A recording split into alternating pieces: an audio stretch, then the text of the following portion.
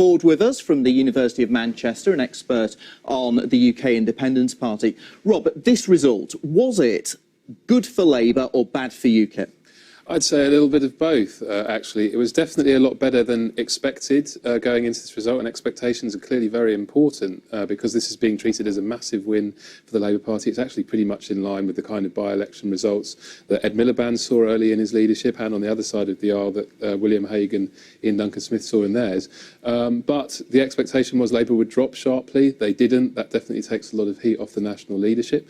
As far as UKIP are concerned, it is a major disappointment. I mean, they believed going into this seat that they had, as it were, the ideal Labour Party leader to campaign against. Their campaign was heavily focused on Jeremy Corbyn and his views. They said they were going to get close? Yeah. They said they were going to get close, and they needed really to get close to make, sort of say, a double-digit gain in vote share, to make credible the argument that they've been making that they are breathing down Labour's neck in the north. Now, this was not the ideal seat for them demographically. They said so, and I agree. But they should really have been posting a larger vote gain than we saw if they genuinely are going to be challenging and making Labour MPs nervous in more favourable seats. Paul, what went wrong? Well, I mean, I think that the national media talked up our chances more so than us, actually. Well, and I think that they were desperate. No, come off it, Paul. You were very clear. Because I can actually play you Nigel Farage at the start of his campaign, if I wanted to, in which he said that he hoped you'll certainly push him close, might even cross the line. Well, as I say, I wrote an internal party document which said that we would struggle to get 25% in the seat because it was demographically very difficult for us, probably one of the most difficult seats in the whole of the north of England. But there will be a seat which will come along in the near future, which will be demographically more favourable to UKIP, and I guarantee it won't be long before we're taking seats off Labour up here in the north of England. Even on the night of the election, before the votes came in, you were still saying that you were going to do well. You haven't done well. You didn't even get close. It's not as if it's not that people are expecting you to win. It's the fact that you're pretty much in. The gap was massive. Well, but equally at the same time, I didn't expect to see what I witnessed on that night with postal voting, and I'm a veteran of by-elections. I've been at the centre of over 20 over the past 10 years. And you've complained about postal voting several times. And I have, yeah, but equally, what is wrong with that? If something's wrong, it's wrong, and if it hasn't changed, it will remain. Nothing's wrong with it. To be wrong. The point being that you knew that problem existed, so that's not an explanation for the issue. But we've never witnessed a situation whereby boxes were being opened and they were 95 to 100% for one political party, and that's Labour. And, you know, the only way we're going to solve this problem, and first we've got to admit there's a problem. Well, and there is a problem, Paul, with your party in terms of appealing to the north, because you did not get close. Let's just remind ourselves about Nigel Farage, because I spoke to the UKIP leader just before the election and asked if the party had a lot riding on the result. A hell of a lot, yes. I mean, I think that 4 million people went out and voted UKIP on May the 7th. And that's 4 million disappointed people, very disappointed that we didn't get more representation in Parliament. This is, in a sense, our way of re-engaging with that 4 million and perhaps many more.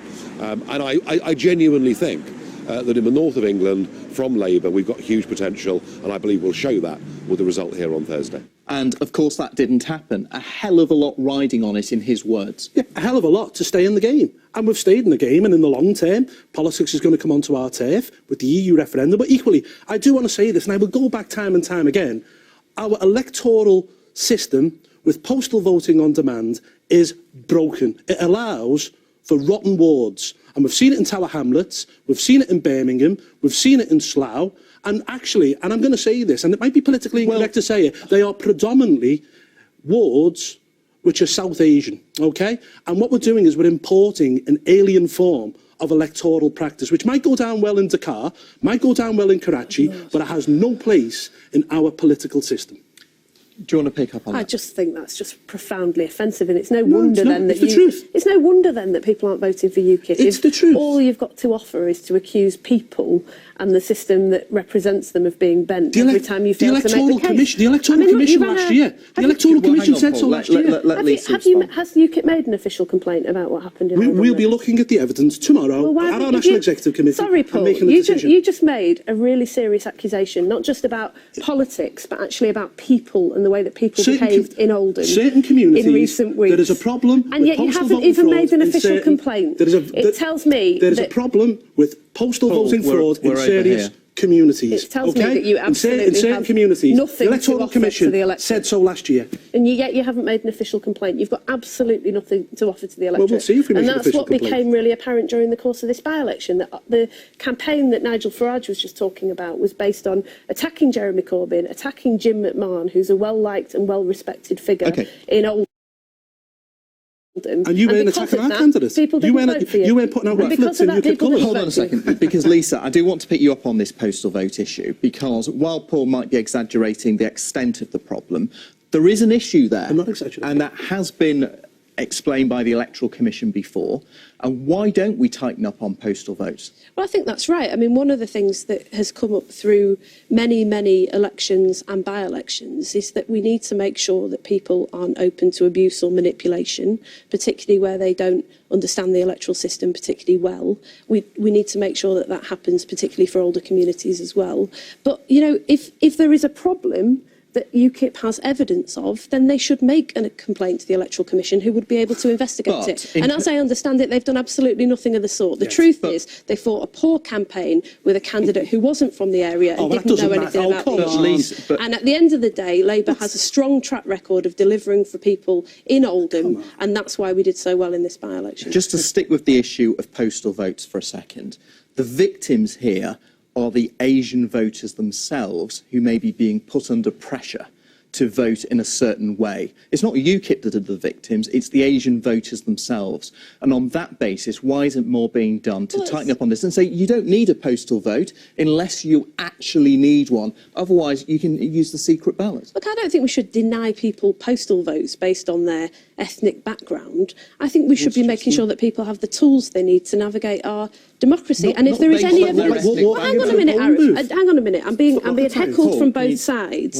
And I've been asked a question. What I don't have is any evidence of any of the allegations that Paul just made. Now, you seem to be assuming that they're true. What I would say is, if there is evidence that there has been abuse, but if there is evidence that there was abuse,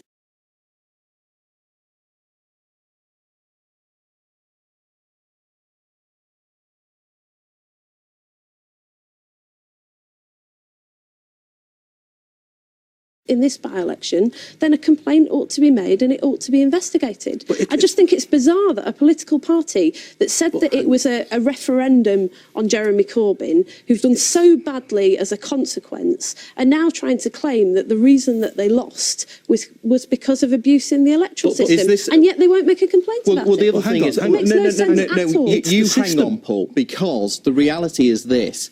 There were 7,000 postal votes. Yeah. Labour's majority was almost 11,000. Yeah. Even if every single postal vote was corrupt in some way, which clearly wasn't the case, you would still have lost. Yeah, of course, and no one's suggesting otherwise. What I'm saying is that the system is broken. Before 2000, you had to give a damn good reason why you had a postal vote. You were either in the army, you worked on the rigs, you were infirm, you were elderly. Now you've got postal vote on demand. And it's not... The Council for Europe have actually even said that this is open to fraud. Why aren't we doing something about it? Let's just go back to the old system. Why haven't you put that before the Electoral Commission? I just don't understand it. Or to the police. You're that concerned. Why haven't you made a complaint? And I'm not saying... By the way, I'm not saying that fraud has taken place in Oldham. I've never made that. I'm saying that the system is broken whereby a huge amount of people have actually voted in this election 10 days before or 7 days before. Right. And there's a whole load of campaigning to go on up until election day. That is the postal and that's vote wrong. system. But it's wrong.